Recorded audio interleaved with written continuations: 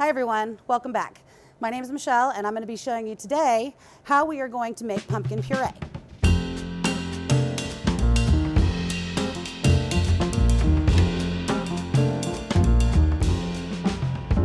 All right everyone, we're just going to need a few simple ingredients to make this work. We're going to need a pie pumpkin. Make sure that you actually get a pie pumpkin. They're going to be more of the size of a cantaloupe. These are a little bit sweeter in flavor and have a little more robust pumpkin flavor to them. You can use the jack-o'-lanterns, but you're going to have to add a lot more flavoring to it to make it as robust as, say, a pie pumpkin. We're also going to need a knife to cut it. We're going to need some sort of spoon to scoop the insides out, a pinch of salt, and then a bowl to be able to collect all of our seeds. While we're preparing to put our pumpkins in the oven, we're going to go ahead and preheat it to 400 degrees. That way we can get it set while we're getting these ready. What we're going to do start off with is we're going to cut it lengthwise.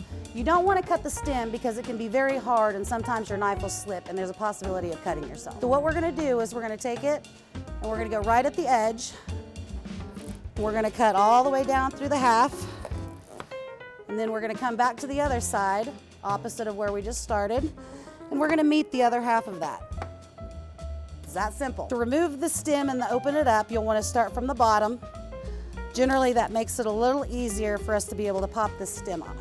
So from here, what you're going to do is you're going to scoop the insides out. You want to take all the stringy stuff as well as the seeds. Don't throw away your seeds. You can actually use them to make a snack. You can roast them up. You can use them also to plant pumpkins again next year in your garden.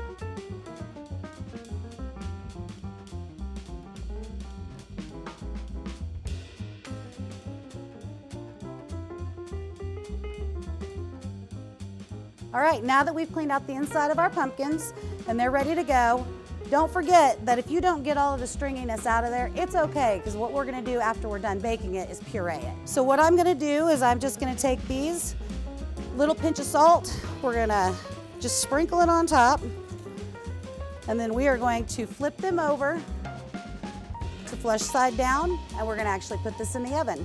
It'll go in there for about 45 minutes to an hour. You wanna make sure that when it comes out that it's fork tender and you can tell that it's kind of separating from the flesh. So here we go.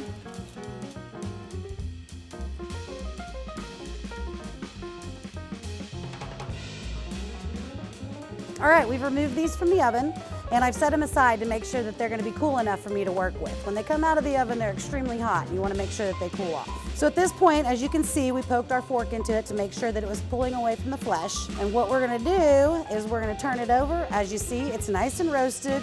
The outside's nice and easy to work with. And we're just gonna take the flesh part here and we're gonna scoop it into our food processor. All right, so the flesh is extremely soft inside of here, and sometimes the outside of the pumpkin will break apart if you cook it long enough.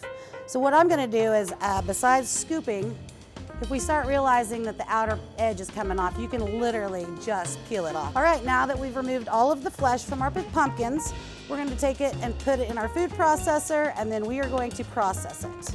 We wanna make sure that it remains smooth, so we'll start off on a low, but we'll go ahead and crank it up a little higher than that. It'll actually take about 3 or 4 minutes to get it completely blended.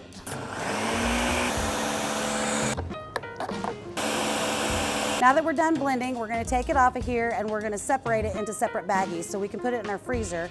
It will last up to a week in your refrigerator and up to 3 months in your freezer. All right, now that we have our pumpkin pureed, we're gonna go ahead and label our bags so that after we fill it, it's ready to go.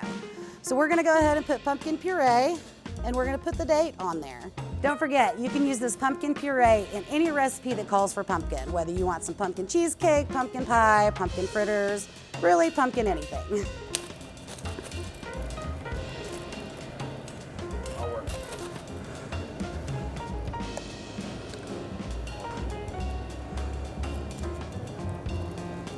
All right, here's the final product. I actually completed the 4 cups, separated it into 2-cup batches, and then we're gonna put these in the freezer. Like I said, it can last in the refrigerator up to a week. It can last in the freezer up to 3 months. Thanks again for watching, and we'll see you next time.